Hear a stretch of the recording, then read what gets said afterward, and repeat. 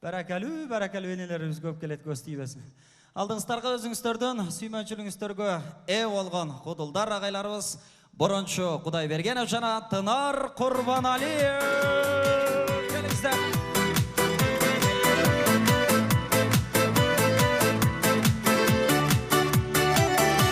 Мария Магдалена, о-хо-хо, талайдың арман едің, о-хо-хо, жүректің болған емі, о-хо-хо, өзіңсің жаны.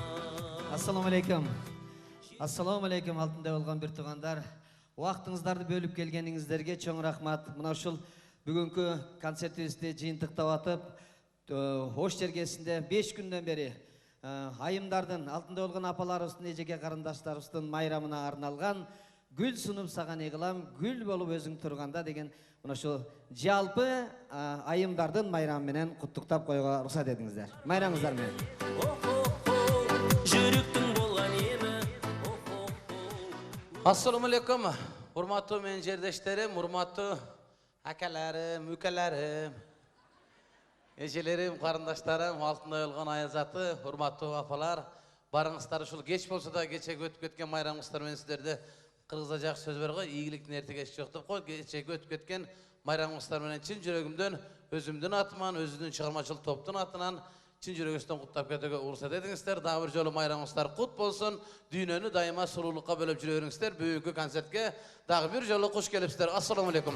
Мария Магдалена, о-хо-хо, талайдың арман едің, о-хо-хо. Көптен күткен кече биздин айымдардын майрамы болуп өттү. Бирок Тынар, сен уктуң бу, билбейм. Ушу эмдиги жылы 8 март болбойт экен.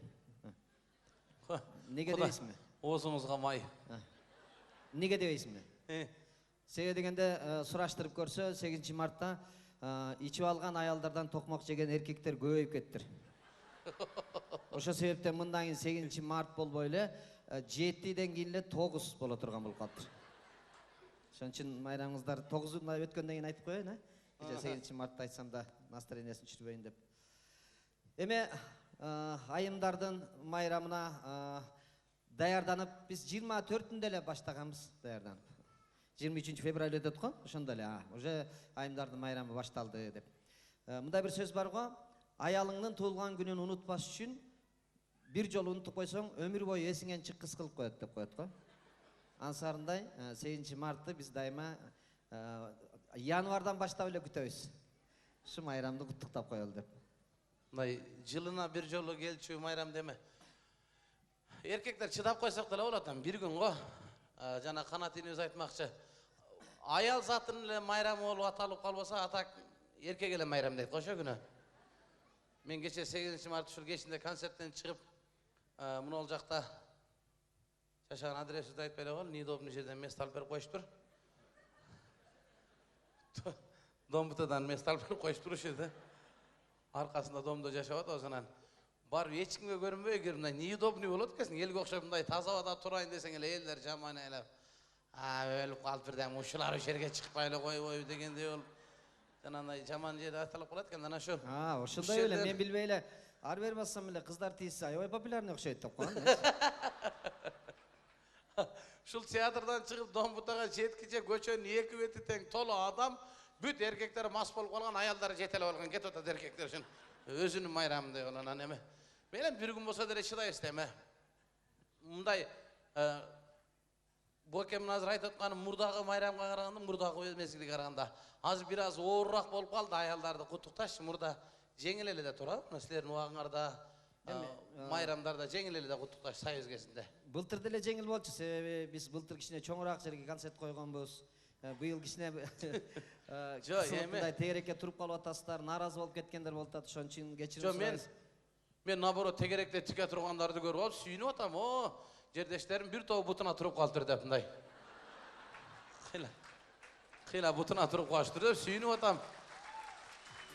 Эми көпчүлүгүңүздөр Бокем экөөбүзгө таарынып аткан болуш керек. Мындай билет калбай калып кеткен аксакалдар болду. Бир 100 адам бизге буяка келип кетти, нааразы болушуп.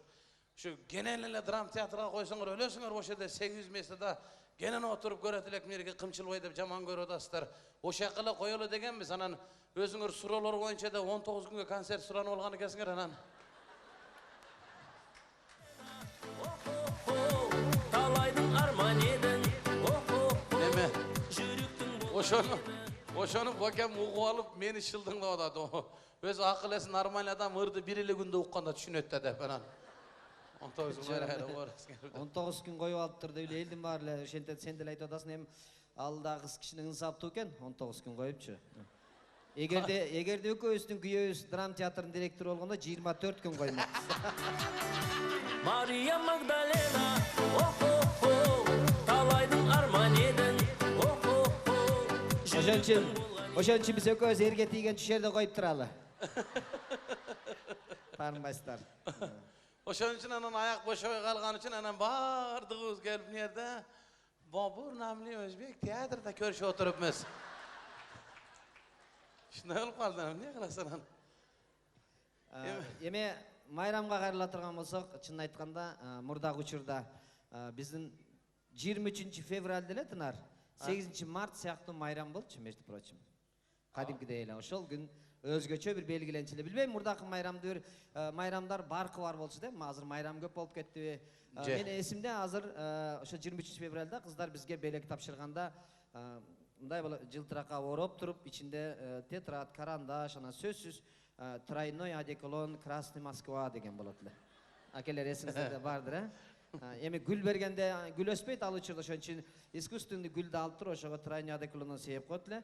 Ошону жыттаганда биз 23-үн эстеп турабыз, э? Эскини эстетип, бала кезде эстетет да. Ал кезде подарка тапшырат эле. Ал кезде Союз мезгили да, Союз мезгили мындай солдатты өзгөчө көз караш менен карачу болчу да. Мен эсимде кичинекей кезимде паланча армияга кетет экен деп айылда 1 ай дуудуу сөз болчу. Паланча армияга кетет экен деп 1 ай сөз болчу. Келгенден кийин паланча армиядан келиптир деп жанагы солдатский форма менен жүрсө, элдин баары сыйлап башкача көз караштар менен мындай окуу жайда окуган кыздар солдатты башка көздөр караштар менен карап мындай агарып келчү, аппак бала өңүнө чыкканда карасаң деп мындай өзгөчө сыйлашты. Армияга кетип атканда автобустан белибизден бери чыгып алып, ыйлап кетет элек, согушка кетип аткандай болуп. Ошондо узатат эле. Ал кезде ушул советтик армиянын өмөсү үчүн мындай кадуу байрамдалганда күчтүү. Армияга баргандар, келгендер болгон. Ал кезде армияга барбай койсо, кээ тийбей койчу экен, негодный деп, ушундай деп. Ошондой эле. Армияга барган адамга негодный деп тийбей койчу экен. Азыр наоборот армияга баргандарды шылдыңдап отурат кыздар. Бечара армияныкын болбой калганда формалар бооруңор ойт го, азыркы формаларды кийсең бечара солдаттын бир бутунда 39, бир бутунда 43 талап ошон западыдан көрүп калабыз ошол жерде. Командирлерине ташып жүргөнүн көрүп калабыз анан. Ал кезде армияга барып келген үчүн 23-февраль советтик армиянын күнү деп куттукташчу эле. Азыр элдин баары барбай качып жүрсө, качып жүргөндөрдүн майрам демек белек. Эми билбейм, ушул баркы кетип калды го. Кыздардын майрамынын бирок баары ошол бойдон эле келет. Андан да барктуураак болуп келет. Буюрса, себеби андан да жакшы сыйлаганга аракет кылып атабыз. Ал учурдан да кымбатыраак нерсе алып бергенге аракет кылып атабыз. Бирок ал учурда мен эсимде, мен классташ кызыма бир китеп тапшыргам, мода болчу эми. Китеп тапшырсам, ошо китептин сыртында айыл чарба шаймандары деген жазуу бар экен. Эми китеп бердим да саны кылам. Айыл чарба шаймандар. Малга айыл чарба шаймандар эми айыл чарбасына керек тийип калышы мүмкүн. Себеби трактор менген жеңелерибизди эле байкап калып атабыз, машина менген эми. Азыр деле бар экен, андай китеп тапшырмай мода экен. Бага күнү балама классташы китеп бериптир, терезенин түгүнө коюп коюптур. Алып келип китептин сыртын карасам, революциянын алгачкы кадамдары деген китеп экен. Жакында жаз келет дегенби? Баланы революцияга тарбиялайт экен да ушундай. Силердин учурда бар беле? Подарка кандай подарка бердиңиз эми кыздарга? Биздин учурда деле берчүбүз эми. Биздин учурубузда мен эсимде ушул 6-класста, 7-класста окуп атканымда эсимде. Үйгө келсем жеңем күзгүнүн алдында отуруп чачына момундай бирдеме сээп аттыр. Көрсө азыркы лак экен да. Ал кезде түшүнбөйм да. Лак сээп аттыр, анан ушундай белек кылсам окшойт деп анан үйдө чоңураагы турган экен такчада. Ошону алып барып бердим классташыма. Айын айтып койбоп, мына чачыңа себесин деп. Тиги бечара да мага ошо айылда чоңойгон эме Ayağını alıp polunu özüne seyip alıp geliptir. Ertesi ошо классташым алдынан встречный чыккан чымындар насмерть өлүп атты да. Неге? Көрсө дихлофос алып барып берип коюп мынаганы чымын өлтүрүш мынаны. Мектеп бүткөнгө чейин классташтарым шылыңдап жүрдү мени чымын өлтүргүч деп. Эми көп нерсе өзгөрүп баратат. Көп нерсе өзгөрүп баратат. Мурда эми эжени көрүп сиңдөс өт болуп, эжесинин жетишпесе көйнөгүн кийип алып майрамга чыгышат эле. Кичине бир сөйкө алып берет эле кыздарга. Алтын эмес, алтын эмес. Жок, мурда сөйкө алып берсе болот эле, мурда жарашат эле. 2 сөйкө алып берип койсоң сүйүнүп калат эле да. Азыр бир кызды сүйүндүрүш үчүн 10 сөйкө алып беришиңе туура келет да. Он эми ар кайсы кыздарга бересиңби? Жок, бир эле кызга 10 сөйкө тагып калган азыр. Мурда 2 кулакка эле тешип илип койчу да, туурабы? Азыр 2 кулакты тешип, мынерди тешкен болсо, мынерден үстү дагы 3 тешик бар мынерде. Биягында 3 тешик, 6, мурундун 2 жаны 8, киндиктин 2 жаны 10. Şu өйдөнөн ылдый карап тештирип эле бар айтышат, şu тештирип эле кетип атышат. Кайерге чейин барышат билбейм бирок ошос. Ошо Мода болотса керек да. 10 сөйкө алып бериш керек да. Жок, туура айттыңыз. Мурда эскисин кийчү го, эжесинин эскисин, биз деле акелерибиздин эскисин кийчүбүз. Азыр наоборот болуп калыптыр. Бир жака бара турган болсо, өзүнүкү эмес, сиңдисиникин кийип барат экен азыр кыздарчы. Сиңдисиникин кийет экен. Себеби өзүнүкүн кийип алса, футболка узун да киндик көрүнбөй калат экен да. Азыр кыздарда киндик көрбөш керек го сөзсүз. Ошон үчүн сиңдисиникин кийип алса, футболка эмнеден болуп калат экен дагы, киндик конкретно көрүнүп турат экен ана ушундай. Жана кашын көргөзгөнсүп жүрүшөт го ушундай, анан кашы көрүп аткандай кылып. Эми көйнөктөр кыскарып баратат эми анын. Жок, вот ошондон мисалы үчүн туфлинин такасы узарып азыр. Мен көрдүм. Ушундай менде эле кыз экен, бирок бийик кийип алыптыр. Эми узун кыз экен деп ойлогом, анан келип туфлисин чечкенде трактордон түшкөндөй түштү го мындай. Көрсөм мага окшош эле кыз экен, кичинекей. Ошон азыр туфлинин такасы узарып, көйнөктүн этеги кыскарып барайдат да. Күндөн жылдан жылга кыскарып барат. Материал кымбаттап кетти. Эмне кымбат материал? Мындан 5 жыл мурда эле ушул жерде болчу. Азыр ушул жерге келип калды. Дагы бир 3 жылдан кийин карындаштарым, уйкудан туруп эле чачтар алып чыгып кетип берет окшойсуңар, ошомайчы эле тез эле. Шашып атабыз деп эле. Мода деппи? Мода деп мындай. Таң калышты го аяз атымдай. Каштарыңарды тересиңер койсоңерлер. Бир жакшынакай капкара болуп турган кашты терип жок кылып алыш, анан кайра карандаш менен карайтат экенсиңер. Эмне? Эми сеникиндей болбосо. Жөн койсоңор өсөбөт го, меникиндей болот да, туурабы? Кирпиктерди улайт экен. Кирпик, Кудайдын берген кирпигине жөн койбой, кирпик улашат экен, айнан ушу. Карасаң көзүмдө алып турганда карасаң жана конвертти жаап койгон тамга окшоп үстү крышасы мындай болуп, тамчы наракка түшүп кете турган болуп мындай болуп турат. Кирпигин албай уктап калса бетин жаап калат экен мындай. Бетин таппай кулагынан өбө бересин отуруп анып шыбырагансыз ошол жерде. Баягын аялым үйдө кирпигин алып столдун үстүнө коюп койгон экен. Чочуп кеттим, бирөөнүн мойлосу калып калганбы да ошол жерде. Башкача болуп калды. Көп нерсе өзгөрүп кетип атат азыр. Эми мына тескерисинче болуп кетти да, тескерисинче. Заманга жараша өзгөрүп атат да. Концертте деле мына карабайсызбы, мындай көрдүңүзбү? Салыштырмалуу мурда. Мурда кандай эле биз ушу 2000-жылы сахнага чыкканыбызда биринчи бешилик болду, бирок мына алып келгенде. Сахнага чыкканыбызда залдагылар деп кол чаап турат эле мурда. 2000-жылы. 2005-жылга келгенде сузок жөн эле чаап калышты мындай кылып. 2010дон бери жөн эле мындай. Бирөө чаап аткан болсо карап. Ушундай чаап калышты. 2020-жылы экөөбүз сүйлөп бүтүп анан жерге түшүп колдорун кармап чаптырабыз мен. Ошо менен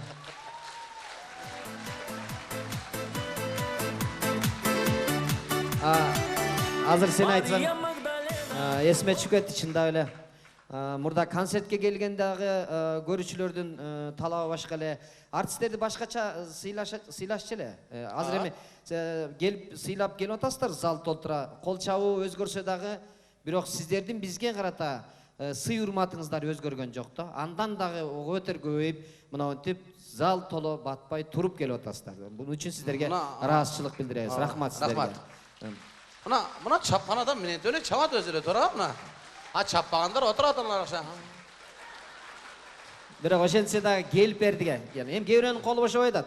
Бияк колуң бирөө түртүп алган экен, бияк колун чыгарып стенаны чабып аткандарды деле көрүп көрүп атабыз биякта. Ага да рахмат.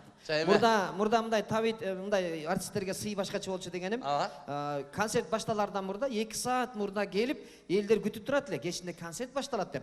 Апаң эртемелүү үйдөн чыгып кетип атат. Ой, апа каяка сен? Кечинде концерт болот. Азыр кетип атасың. Мен барганча кечкирет деп кетип калат эле.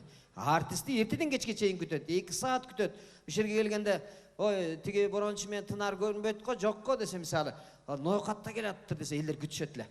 Ноокатта келаптыр, келип калса экен, бири-бирине келип калса экен деп турушат эле.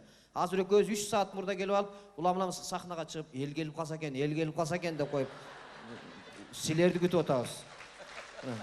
Өзгөрүүнү кара, Ошондо дагы сыр бербей улам кассандан нары бери карап өтүп кассармын деп.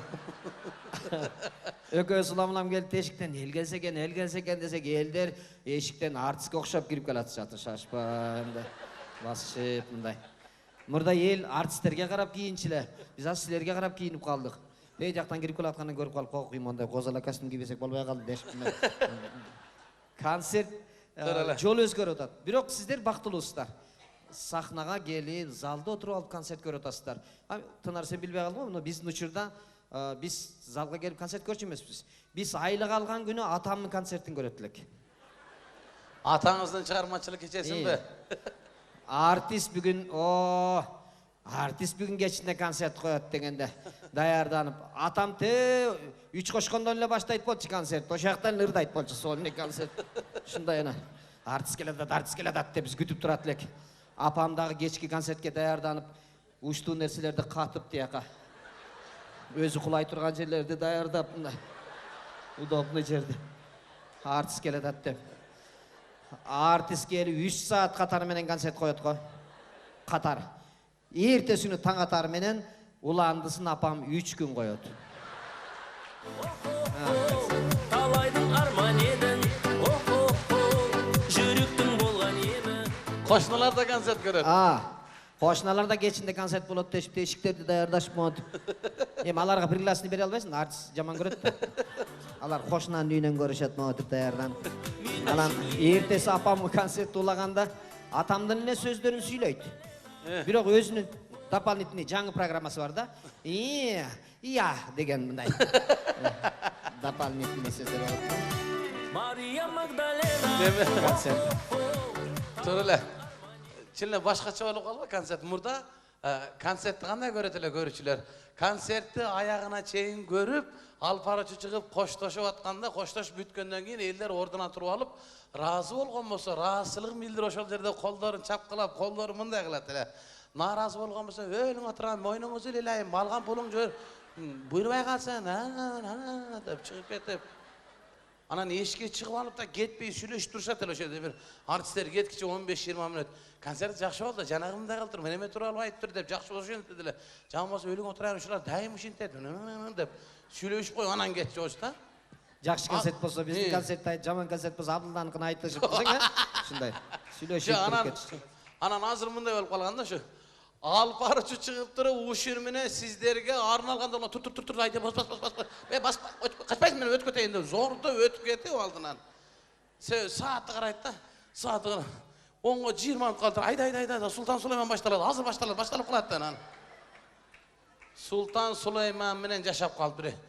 Полный ошону көрөт экен айылда. Шу Султан Сулаймандын бир да сериясын калтырбай көрөт экен. Ушул образга уже кинонун арасына кирип кетишкен да. Баян айылга барсам, Ибрагим Паша өлгөнгөн биздин айылдын катындарын 90% көк кийип алыштыр. Көк кийип? Жакындары өлгөндө бизде түштүктө ушундай көк кийет, же кара кийет. Угушумда четверг күндөрү чайканага чогултуп алып Кур'ан окутушат экен Ибрагимге. Ушундай мындай неме жашап калышкан да. Карапайым эл го эми алаксып Султан Сулайманды көрүшү мүмкүн, бирок биздин президент деле ошону көрөбү деп ойлоп калдым да. Султан Сулайман. Себеби гаремге катындар топтоп атат го. Мария Магдалена, о-хо-хо, талайдың арман едің, о-хо-хо, жүректің Неме, уғышымда сөмбіл ағаны нарынан алып келеді беште. Мария Магдалена, о-хо-хо, талайдың арман едің, Негізі, Дұры айтасың, неме? Бокем айтқандай. Сұлтан Сулаймандың өзі бір еле сүмбілі бар болчу. Мұның чота 5-6 сүмбілі бар екен.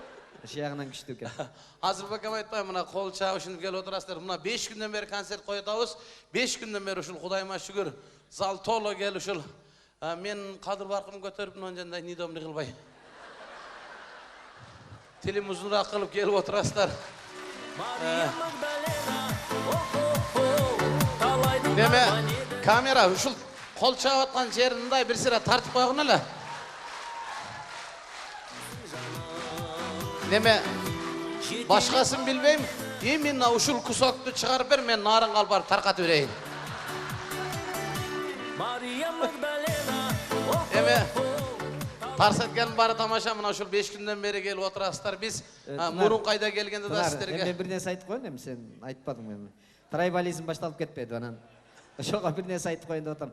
Мына мен жердештерім ұят қылбайды, аябай чындап эле зал толтура кол чаап берип атасыздар. Бирок кичине мындай концерт көрүп аткандан дагы жеке эле ошо трайбализм эмес, башка да нерсе бар, ошону байкай жүргүлө да. Экөөбүз ушул жерде интермед ойноп атабыз. Чегара деген бул Мурунку концертте. Мурунку концертте бул өзбек болуп атат, мен кыргыз болуп атам. Экөөбүз чегарада интермедде ойнодук. Элдер аябай кол чабышты. Экөөбүз жүгүнүп турабыз. Бул өзбек мен кыргыз да экөөбүз жүгүнүп турабыз. Элдер өзбекке гүл берип атышат, гүл берип атышат. Кыргыз бечара турат.